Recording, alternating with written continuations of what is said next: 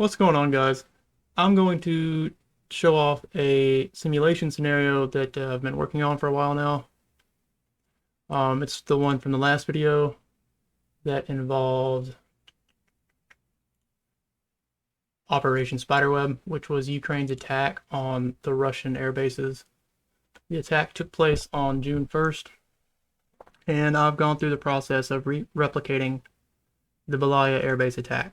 And this one was interesting to me because it was the furthest one out. And I'm pretty sure everybody knows the story of what happened. You can go check out this article if you want. I'll leave a link in the description.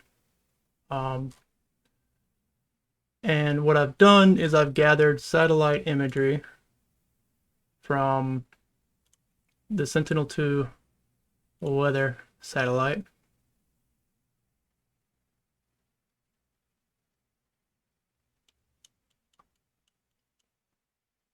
See here, Belaya is over here. It's right here. So yeah, this is the airbase, and the attack took place on June 1st. Not that long ago, about 3 months. Unfortunately, this is weather satellite data, so you can see it has a really high frequency of sweeping over here. Unfortunately, on the day of the attack, we did have cloud cover. There's like a partial scan here, but the first good picture that we get to see is June 5th. So this would be 4 days after the attack. And so, yeah, I started from here, and this is where I got my digital elevation map from. So I downloaded a DEM for this area. I kind of oversampled it into a very large area. And then I was going to pull my satellite imagery from here, but it's very, very low resolution. And there's higher quality sources for satellite information. It's just that this it's harder to find this high of a frequency. So what I've done here is I found this interesting thing here. This is pretty cool. So this uses AI upscaling model. It's not released yet to the public, but it's available to play around with in Jupyter Notebook with a Python wheel.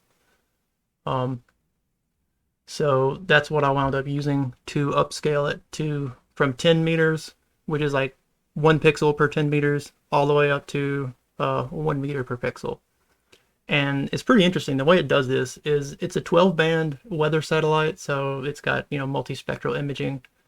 And somehow, some way, this model takes data from all 12 bands and then synthesizes a higher resolution true color image. So it's pretty wild.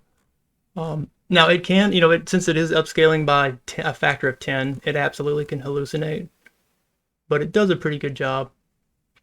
And this is the public collab notebook, if anybody wanted to play with it. I had to write a script because the chunk of terrain I'm simulating is so large. It's 15 by 15 kilometers. So that's 225 square kilometers. This one only did 4 by 4. So I had to make a little script to automate that. Let's see here.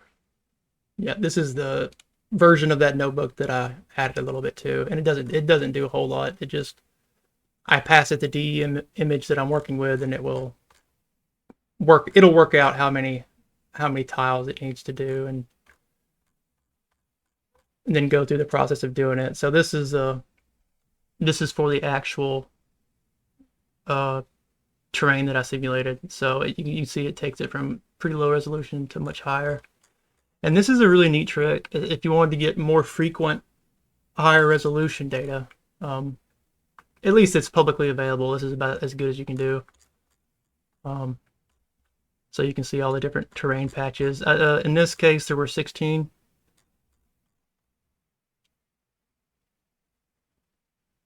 And it's just pretty neat that it can actually do this. And the output of this process was 16 different GeoTIFF images. And I ended up I just drag and dropped them all into QGIS.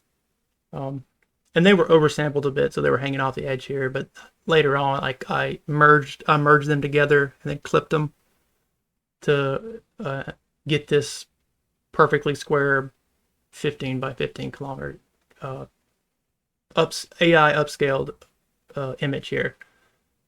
And then this is the base dim map that I have underneath it. This is at a lower resolution, so this is only, say, 30 meter resolution.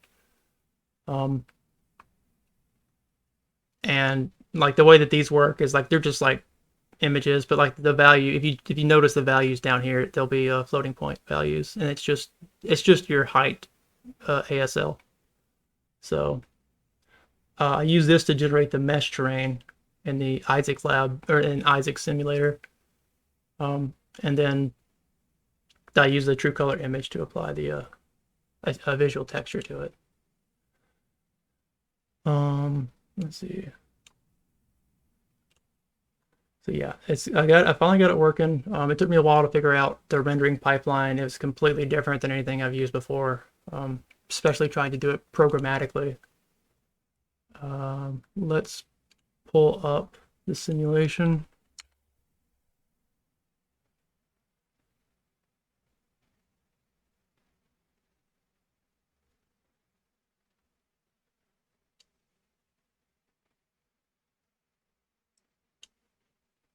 It takes it a little while. It's trying to do a whole lot. I actually broke my computer trying to run the simulation. Hold flight mode. I wound up having to get a I wound up having to buy a new motherboard. Let me make this thing quiet.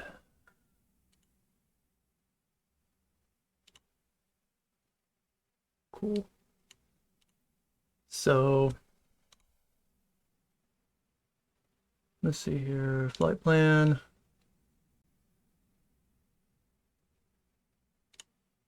Yeah, I don't know, for whatever reason it won't let me open a file here. Q ground control is acting screwy. So I can just create a plan. Yeah, 50 is good. So this is let's check out the simulation.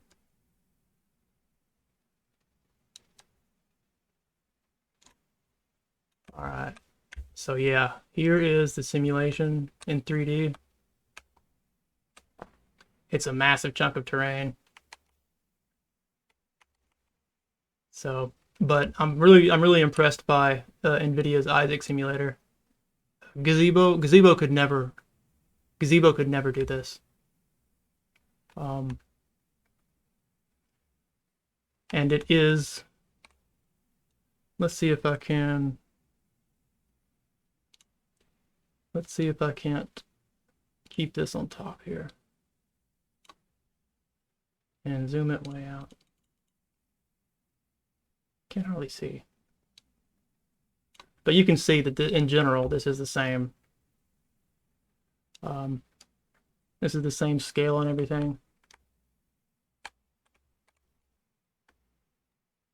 Let me get oriented here. This would be facing north. Okay, yeah. So the drones took off from this parking lot, as far as from the eyewitness accounts that I can find.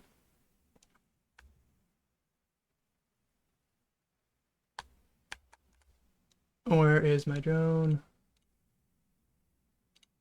With such a large world, it can be difficult to kind of keep an eye on your drone. And there is an offset. I'm not sure where the offset error is coming from, because I mean, really, the drone should be right here. But I don't know. I haven't really traced down the source of that offset, but the scale is correct at the very least, and the terrain is generally correct. So let's do 50-meter takeoff. We need to go quite far. It was about at least 7 kilometers.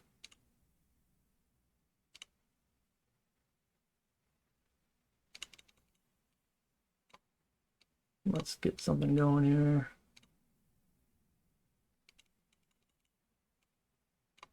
I really wish I could save my plan files. I have no idea what's going on with the Q ground control right now.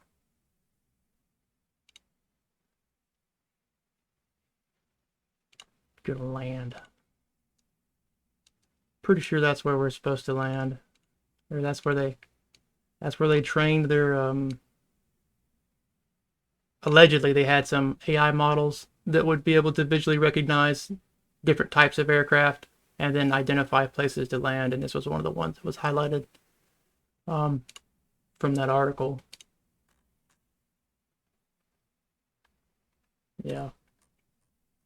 Yep, pretty much right there. And so we've got that. We can upload it, exit, and then we can take off. And I've just got one drone for now, but I mean, this simulation can spawn. I can spawn as many drones as I want. As many drones as the system that I'm running it on can handle. And we can see that you can't hardly see it there because we're so high up, but it is rising up slowly. And once it starts taking off horizontal, it'll pick up speed. I've got it hopped up to go pretty fast. But yeah, so this was, I was able to create an entire, geographically accurate terrain that's, big enough for aerial drones, a fixed wing or multi-rotors. This has really never been possible before, at least for me. I've never had a tool or anything that would do it like at this scale. So that's kind of the reason I'm showing it off. But yeah, I mean, like I said, this is 225 square kilometers. It is massive. And the best thing about it is that the terrain is actually stable. Like the collision gazebo simulator would struggle with like large terrain meshes. The gazebo struggles a lot of things. But you can see it's taking off there and heading over to the base.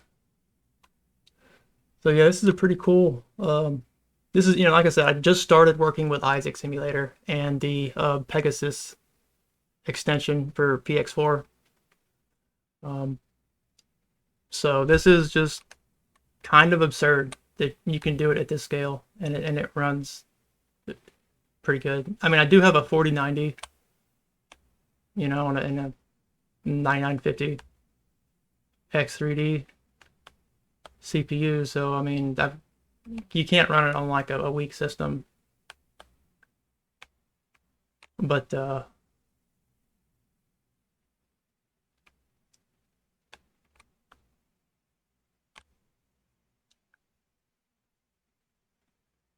was freaking out. I was like, "Where's my drone?"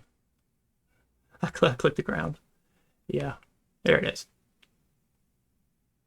So yeah, this is pretty cool though too. Once I got into 3D space, I was able to find like a lot more detail that I missed. Just looking at it from, the flat. When you're looking at it from a flat projection, it's really easy to, or you just don't see it in nearly as much detail. But along the drone's path, this is hilarious. You can see that, like, I don't know if they were shooting at them or what, right? But you can see like these spots right here. This is burnt grass. So I mean, maybe one of the drones fell along this corridor. I just noticed those today, and I've been staring at this image for a while. I mean, it is a big picture, but you can see just kind of like along the pathway here, and there's another spot right here. There's burnt grass, and then another one came down there. I wonder if they just didn't make it, or they had problems or something. And then you get to the airfield. Now, this was total devastation. I mean, I mean, like they had a lot of nice planes. They had a lot of nice planes. They're gone now. There's a little spot right there. And there's a spot. This is where all the mayhem happened. Oh my goodness. And you can even see right here, the old AI upscaled it so that we can see a little bit. Yeah. A lot of times it doesn't know what to do. Sometimes it'll take like a plane and make it into a vehicle or something with a door open because it doesn't know the difference between it, or it's just hallucinating what it sees. It's kind of making this stuff up. But yeah, I mean, like, it was just, I mean, wrecked. I mean, everything on the airfield was wrecked. Even all the way out to here. Did they come all the way out here? I don't see any here. Yeah, and mostly it was definitely kept to the airfield. I mean, the few spots that are back here were probably just downed drones or drones that had problems. I mean, there's nothing, I mean, there's nothing like targeting civilians or anything here, clearly. But I mean, this was a long flight. I think it's about 7 kilometers from the takeoff point to the airfield. But I mean, as far as the simulator goes and its capabilities, I'm definitely sticking with Isaac from here to the future for my drone stuff, because I mean, you just can't do this in Gazebo. You really can't.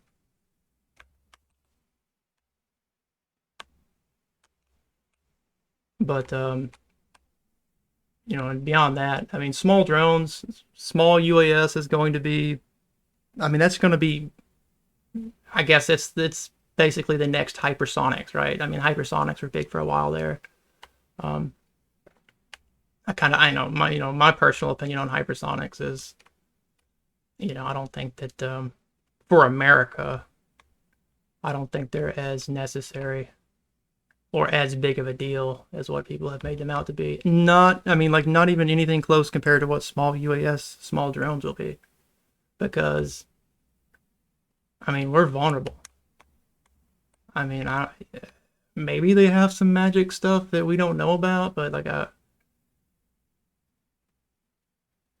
it's just, I don't know. Like, if you got a determined bad actor, and you don't need much funding, I mean, you could put together an attack, and I don't know what the, well, I don't think anybody knows exactly what the U.S. Army has, but as far as small UAS defense, but I do hope it's not nothing, right? I do hope it's not just some radio jammers. Like, I hope, like, surely we've got more than that, because this is a problem. I mean, I think these things popped out of like a half unit shipping container. I mean, if one of those landed, somewhere, a few clicks outside one of our air bases, I just don't know if there's much we could do against a group of 100. In this case, there was 127 or 117. I can't quite remember. There was a lot, and it was just absolute mayhem. The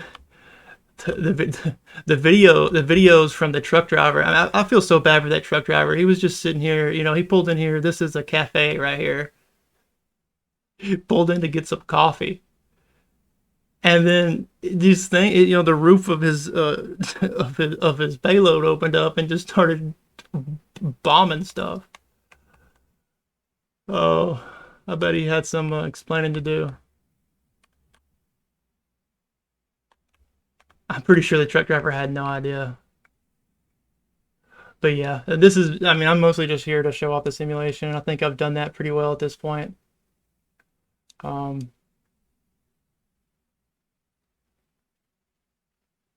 would leave it here in time lapse the rest of this, but I don't like editing videos, so I'm probably just going to cut it off now. Either that or just let it rock and roll and just go no audio. Yeah, I know. I'm very lazy when it comes to the video stuff in YouTube. This is not so much for my channel, as much as it is for my portfolio. So, yeah. Well, I'm gonna hop off here. I might still control the camera a bit, but I mean, I've said pretty much all I gotta say.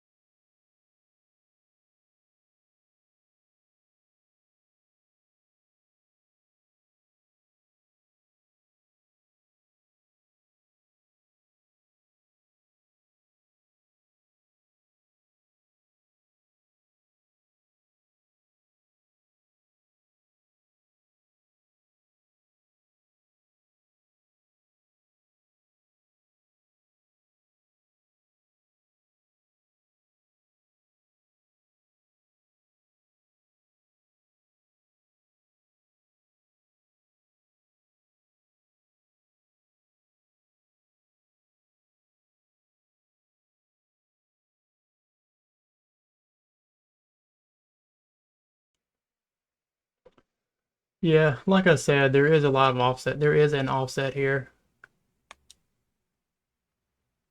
I mean, you can see that if it would let me, zoom in here. It's supposed to be on the tarmac, and it's not. Yeah, it's got some type of offset. It seems to be consistent though in the same direction. I mean, I can correct it, but like I just don't know. Um, I can correct it here, but then it'll be off here, and so now I'm just trying to figure out exactly what's going on. I think it's either the way I'm doing something or the way that